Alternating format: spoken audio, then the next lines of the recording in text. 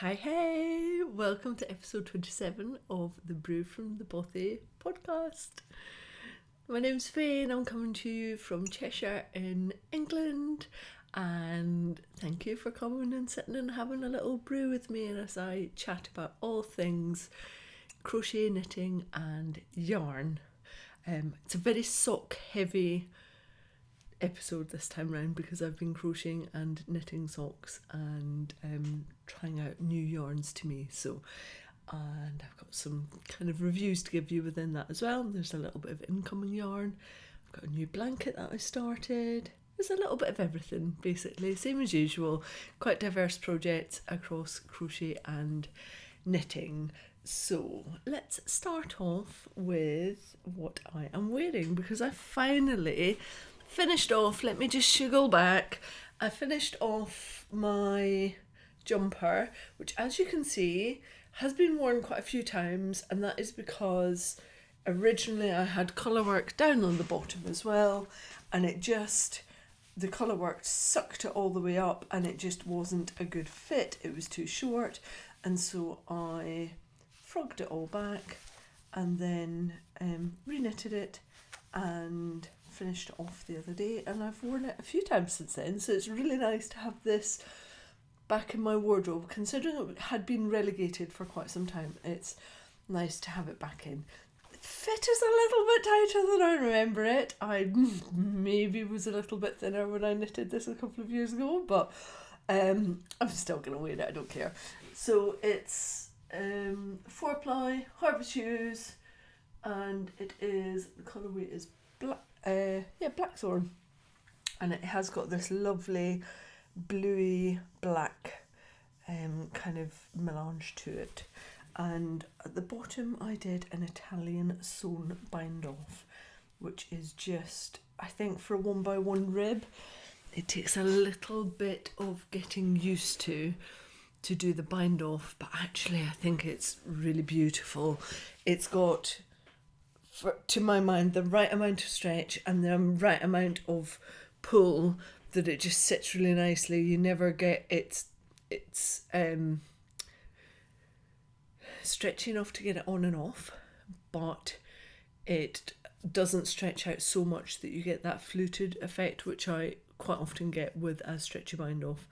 This kind of sits in between the middle. This is like the mama bear of bind offs, where I think a standard bind off is too tight, a stretchy bind off for a jumper is too loose, and this one is just right. It's right in the middle. So yeah, really happy with this. Happy to have it back on and wearing it, and I think I'm going to keep the colour work down here because it is just an extra little bit of interest on it. So I think I'll keep that and just keep on wearing it basically. It's now almost too hot. Spring is in full force here. The buds are coming out. I've got a blackbird in the tree up there. I feed the birds, so I have a lot of birds that come into the garden. We've got a mated pair of robins that are in at the moment, and I can see there are just insects outside all over the place. So we're getting a little bit too warm for woolens. Well, for full sleeve length woolens, but that's all right because I'd made myself lots of tank tops last year for precisely this reason, so I could keep on representing yarn and wool, but wear it in different ways during the spring, summer, autumn month. So happy with this, happy with the results, very happy that I took the effort to wash and straighten out the yarn before I re-knitted this, because it worked really well. And yeah, I've got a jumper back in my wardrobe, which is always good. Right, what shall I show you next? Let's move on to on my hooks, because I have been working on a crochet sock. Now, the yarn that I'm using is Filcolana Arwetta, and I've never worked with this yarn before, and the colours, they have a huge range of colours. They have a huge range of colours for this yarn, and it's a fairly standard sock yarn. It is a superwash, and it is 80% superwash wool, 20% nylon. So really standard sock yarn. It's slightly thinner. It's 210 meters for 50 grams, so 420 for 100 grams, which is what I would always look for in a crochet sock. I try and take it to that slightly thinner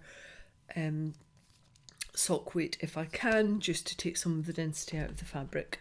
And the two colours that I am using are, the one on the top is called Red Squirrel, and the bluey one on the bottom is called Granite. And let me show you the sock that I am on. It is called the Come Along sock, and it is by Jeanette at Air Crochet. And I'm really sorry, I desperately try not to do this. This pattern is not available. I looked, somebody else also let me know that they can't get it, they got it, but that it is no longer available. So I'm really sorry to be representing a pattern that you can't get your hands on, but there's no way around it. And I have this sock book, and I really trust Jeanette to have put the homework in to create a sock that would work for crochet. Now, the way this one is working is that the decreases are done on the bottom, so you get this triangle effect. I've seen this in knitted socks before. It's not my favourite. It's not how I would do a sock. However, all of this work that I'm doing on crocheted socks is because I have at least 2 pairs I want to make this year and design. And so this is all research. What is working, what is not. You might also see that this is quite a bit bigger than a knitted sock, and that is because you need that for a crocheted sock. You're either looking for 0 or slightly positive ease, whereas with a knitted sock you generally go to about 10% negative ease. I go even further, I go to about 15% usually. You don't want that with a crocheted sock. It's going to sit on your foot, it's not going to go anywhere. It is a slightly denser fabric, and so you don't want that negative ease, because you need to get it over your foot at this widest point from here to the back of the heel. And that's where a lot of sock designs go wrong, crochet sock designs go wrong, and that's why I think people get really frustrated with them, because they make this sock, they try to put it on, and they can't get their foot through here and here at their widest point, and it's very frustrating. So this is all research, because I want to make, this is a massive claim, I'm going to put it out there, I've got a lot of knowledge for knitting socks, and I've made quite a lot of crocheted socks in my days, and I want to create like one of the best crochet socks available on the market for you to buy as a pattern. Like a crochet sock that actually works, where you do a little bit of work, you work out what size you need, and do swatch, and then you can just make a sock, because it's going to work. That's what I'm going to be working on this year. So this design construction is interesting, but it's not what I'm going to do with my sock. But I tried this on last night. It fits really nicely. It's lovely and warm. And even though you might think that the crochet stitches would be very obvious on the ball of my foot, because I have absolute princess feet, I didn't feel that way on the heel and the bit here that I tried on. Now, obviously I haven't got to the pressure point, which is right on the balls of my feet, but I will feed back and I will let you know how I get on with these socks, and what I think of the design and the yarn. A couple of things to also discuss, which I would apply to knitted socks as well. I don't add any ease generally into the length of my knitted sock, because when you put the sock on, because I've got negative ease on that sock, it pulls out, and when it pulls out it shrinks the length of the sock, so that ease is applied at that point. So I just knit to the size that I need, and then the ease is applied when I wear the sock. With a crocheted sock, because I haven't got any negative ease on the sock, I'm actually going to crochet maybe 1 to 2 centimeters less than I need, so that I'm going to get the ease pulling lengthways and create a little bit of a tighter sock when I wear it, because it's going to pull down, because I'm creating negative ease in the length of the sock. Hopefully that makes sense. It's the complete opposite of what I would do with a knitted sock. It's another thing that I'm going to test and research for this pair of socks so that I can put that learning into my own design. I know some designers don't ever really use other people's patterns. I love working from other people's patterns. I love seeing how they lay the patterns out. I love the techniques that they've learned. Jeanette has got a technique in here for joining and working in the round, which is phenomenal, and I've developed it for what I would want in my pattern. So I've learned this through working from another designer's patterns, and I honestly think that's one of the best ways to keep ahead of the game and keep on moving your techniques and your understanding forward as a designer. So I'm always really happy to work from other people's designs and reference them when I've learned something really good from them. So more on this sock when I've got it done and I'm wearing them. Hopefully, I'm not going to sign up to, I was going to say hopefully by 2 weeks time I'll have 2 finished crochet socks. Crocheting socks, it is pretty quick because the stitches are so much bigger. However, the ribbing bit just takes forever. That's the worst bit of crocheting socks. So it probably isn't any faster than knitting socks because of the ribbing, which is hateful, but you have to do it. Or you can knit a rib as well. But I decided to crochet these ones, again, testing a different type of rib. So the come along socks are coming along, and hopefully I will have this one finished this weekend and I can give it a good old test and make sure, first of all, that I want to make the second one. But yeah, learning a lot. My little brain is whirring, thinking, how do I apply all of this thinking, and what are the tweaks and changes that I would make for my own first crocheted sock design, which I'm not willing to put out there unless it's an absolute belter and addresses all the issues that we have around crocheted socks, because there are a lot of crocheted socks out there that just don't work. There are a lot of crochet socks designs that don't work, and that's not what I'm going to do. If I'm going to give you a crocheted sock, it will be like your ultimate crochet sock that you can go to time and time and time again. That's where I'm at with this. As for the yarn, the Filcolana Arwetta, it comes in the little hank. And one of the things I would say is if you're working from those hanks, I quite often find that in hanks, the yarn on the inside of the hank is much more loosely plied than the outside. And sorry, there's a really lovely little bird, squirrel. There's a really beautiful bird in the tree. I don't know what it is. It's very golden. Sorry, stop looking at birds. And so what I would suggest if you're working from a hank like that is to actually go from the outside, or reball it from the inside and then to the out. So you're starting with the tighter ply that's there to work with. I don't know what the physics of it is, but I feel like when you work from the inside of a ball, you're kind of taking some of the twist out of it as well when you work with it, particularly with crochet, because the action, if you're a right-handed crocheter, means that you're taking the S-twist out of the yarn, and I feel like it's worse when you're working from the inside of the hank. So if you're going to work with something like Filcolana Arwetta or the Lang Yowel yarn, definitely go from the outside, because I think you'll have a nicer experience. I felt like it was splitting quite a lot at the beginning of this sock, and it didn't as I moved on from the inside of the yarn, which is what I did with the red squirrel one. With the granite one, I worked from the outside and I didn't have any splitting problems. So a little bit of a tip there if you're working from those types of skeins of, well, not skeins, but hanks of yarn. So next up on my hook is a reworking of one of my designs that I have. I'll pop a picture here. It's called the Fall into Winter Blanket. It uses Aran worsted weight yarn. The picture that I've shown you is in Harvest-Hughes Aran by John Arbon Textiles. It's meant to be a very autumnal kind of fall moving into winter, hence Fall into Winter. I wonder how I came up with that pattern name.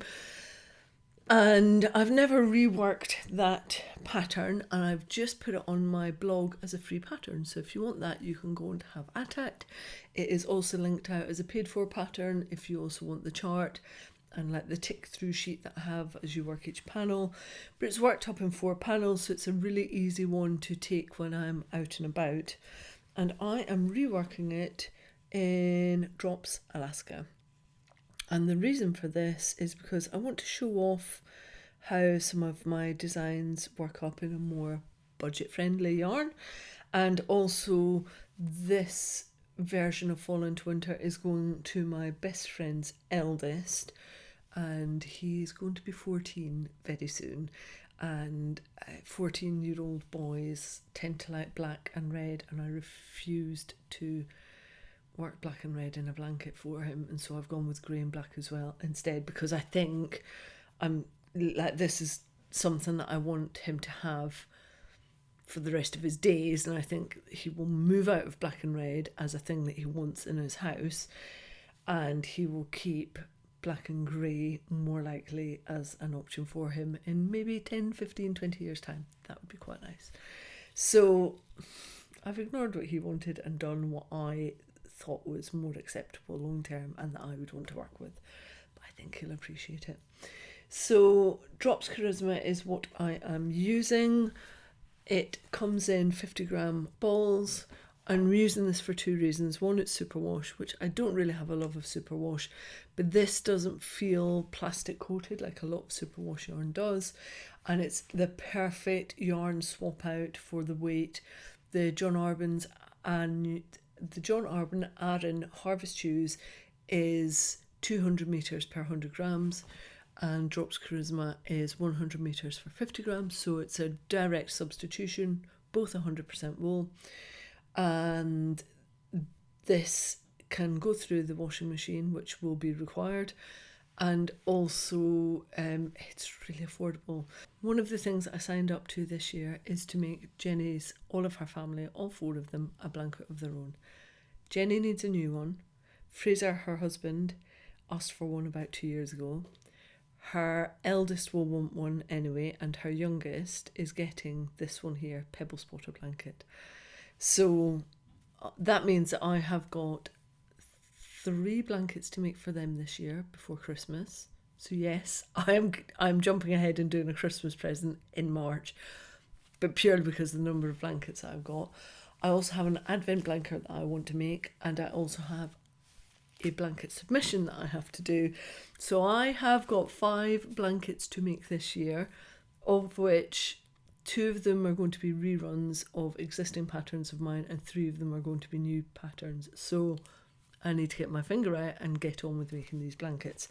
This one is exceptionally quick to make.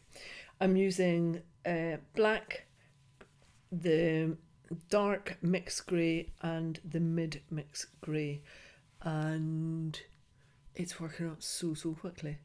So I will keep on going with that, make up 1 panel. I'm actually thinking about doing this as a YouTube tutorial for a pattern as well as a free pattern, because it would be quite easy to do as a free pattern to get it up as a video. So I'll let you know when I get to that, but it will be within the time frame of making this blanket up. Very acceptable colours for a teenage boy. A bit dull, but it will make him happy. So that's everything that I have been crocheting on that I can show you. What else do I have? Shall we have a look at what is off my needles? I finished off the sock for Matthew, socks plural for Matthew. I didn't just give him 1 sock. These were in the Jeopard cash sock. These got hauled straight out of the washing basket because he's already worn them. I finished them on Friday night. He wore them hill walking on Saturday, and the reviews are good.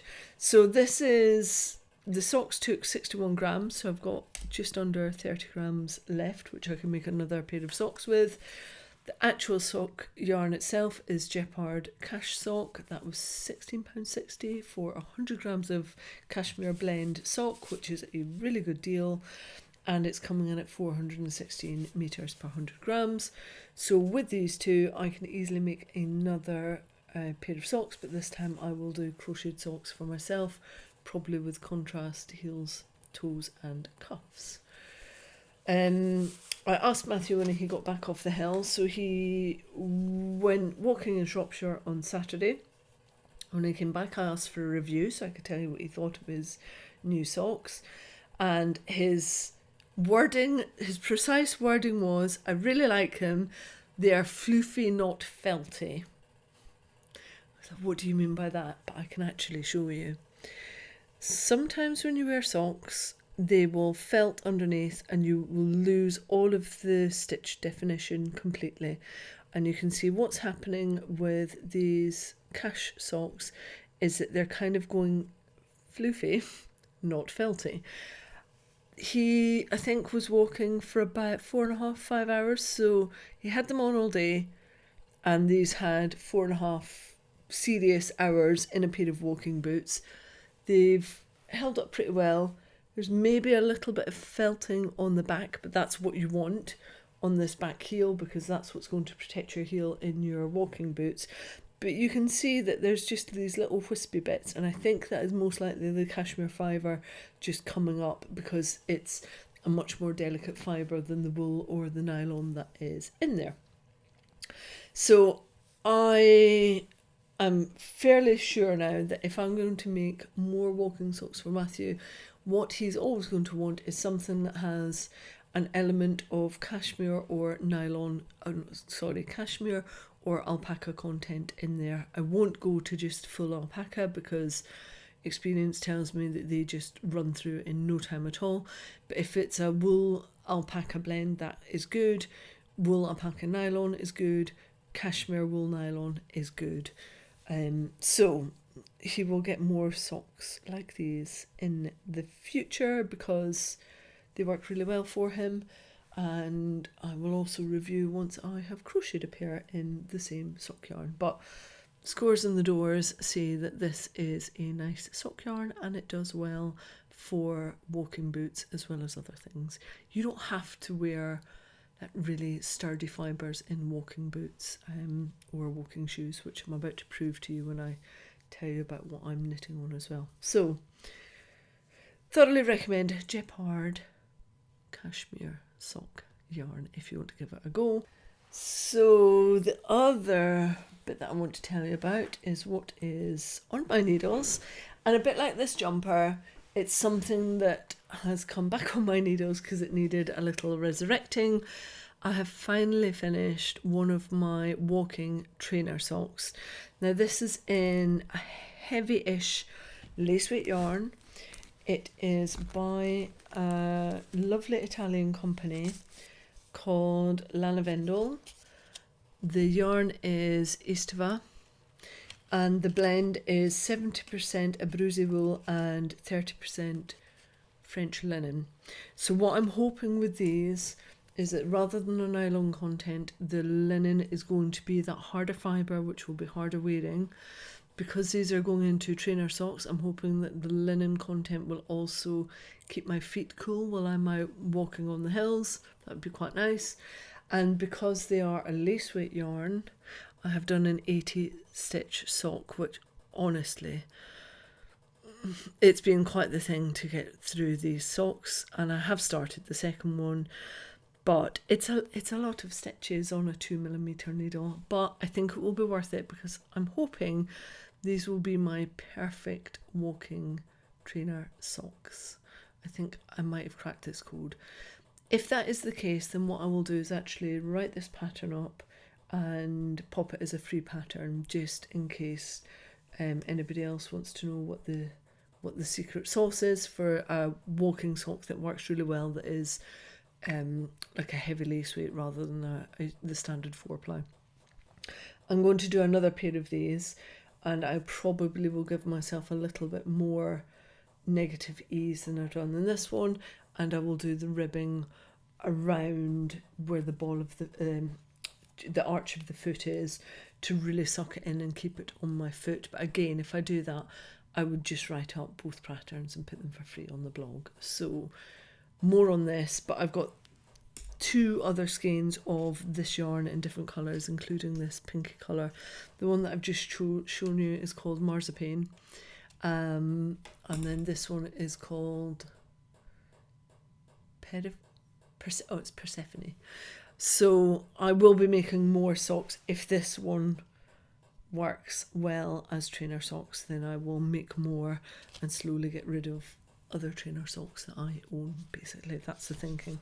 But again, I will feedback. We are hoping to do the second half of the West Highland Way in a couple of months, and so I'm kind of trying to prepare for that now, test out socks and make sure that my feet are just as comfortable as possible as we do the next 45 miles or so. So getting the right socks is absolutely imperative for doing that kind of a walk.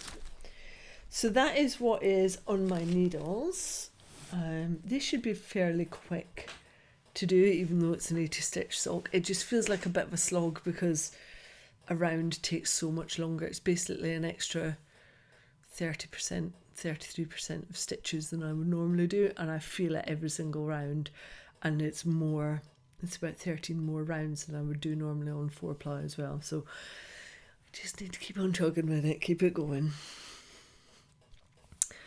What else would I like to tell you about? Would you like to see some incoming yarn that I have had? I basically went to a warehouse and their Drops Charisma was down to, I think it was $1.90 for 50 grams. So under £4 for 100 grams of wool. Usually it's a little bit more than that. I think it's usually £2.60. So I obviously bought a blanket quantity of the black for the fall into winter blanket that I'm doing. I already owned some of the dark and the light grey, though I might need to get more of this, which is annoying, but to use up yarn, I'm having to buy more yarn to use it up again. But because I'm doing the blanket as something that I want to show off my design in a different colour, it has to be right. So for the money, I don't care. I'll buy it, suck it up, and hopefully not overbuy and end up with the same amount of yarn that I don't need to use again. So I got a lot of black yarn, and one of the things I intend on doing with this is writing a blog post on how to best work with dark yarns, like some top tips. So I've got some good ideas on that, but if you have got any top tips on how you deal with working with dark, like dark brown, natural brown fibres, black fibres, dark grey, like dark navy, please share them with me and I will pull them into a bigger, wider blog post. I will happily use your hive mind to tell me what your tips are for working with darker yarns. And as part of that, I think I will also do tips on how to photograph darker yarns as well, because that's a whole thing in and of itself, how you get good photography of very dark colours and still shows stitch definition and stuff as well. So that might be 1 or 2 blog posts in there. So got lots of black Drops Charisma.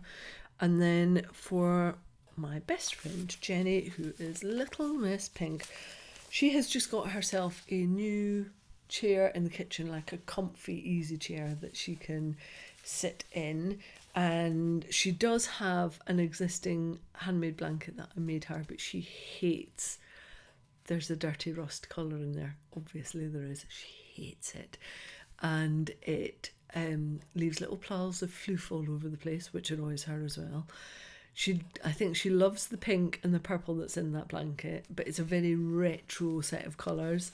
And while she likes the other 2 colours, she hates she just thinks it's brown. It's not, it's rust. She hates it so much that I'm going to remake her that blanket in these colours. So again, Drops Charisma, and what we're looking at is Cerise, which is number 13. Petrol, which is colour 73, and then this one, which on face value just reads as blue, but actually it's a bit more interesting than that. It's colour 75 and it is called Cerise Petrol, and here's why. Let me pull this right up for you. You might be able to see it. It has got blended within it the cerise and the petrol that I've just shown you. So actually when you smash them together, it reads a lot less blue, but you can see that pink maybe just a little bit. It doesn't come across well on images. It's certainly on the Wool Warehouse website, you just wouldn't know that that has got those 2 colours in there. It just reads as blue. But if you go onto some other sites and Drop's own site, you can really see what's going on with this melange effect with the colours. Even to what I'm showing you on the screen isn't truly giving you the values of the pink and the petrol that are in there. But because they are the same, the three work really well together. The blue one with the pink and the petrol in it is going to be the main colour, and then these two are going to be striped throughout it. And this is going to be a reworking of my Stormy Rainbow blanket, which will give me another alternative just as a three colour, but also it will show it off in an Aran weight. So at the moment it's a 4-ply pattern, and I'm reworking it for Aran weight, which I will add as a modification document on the back end of the pattern when I've got it all ready, rather than changing all of the pattern. So this, once I've finished the fall into winter blanket, this is the next blanket that is going to be worked, and then Fraser's is going to be worked in existing yarn that I have in my stash. So an awful lot of Drop's charisma has entered our house. It was like a big bag, but I have plans for all of it, and as you can see I've already started working on it, which is really good. I think that's pretty much everything, other than to say my Postie finally got her Christmas socks. Hadn't seen her for months and months and months, and I saw her on Saturday and I ran out here to the Bothy to grab her little parcel, because I'd parcelled them all up nicely for her, and I managed to pass them over, but she didn't unwrap them when I was there because that would have been awkward.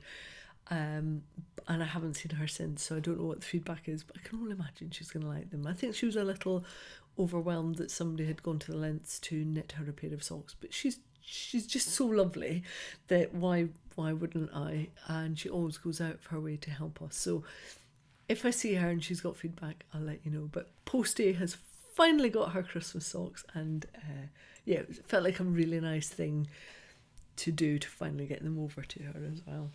I think that's everything.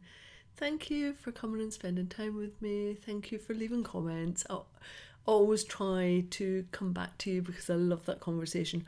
I would so love it if YouTube allowed you to put photos up, almost like Instagram, and then I could see what you're working on. But when you tell me that you're working on a pattern in the comments, I go and I look at that pattern and I see what it is that you're up to. So I love you letting me know what you're working on, what yarn you're working with, because I then go and ferret about and look at what you're up to. Even if I can't see directly from your comment, I go and look at it, and then I see new patterns that I might want to work on and new yarns that I haven't come across. So I love that. Please keep that up. I think someday YouTube will add like an Instagram function to the comments. I think that's what I would do if I was YouTube.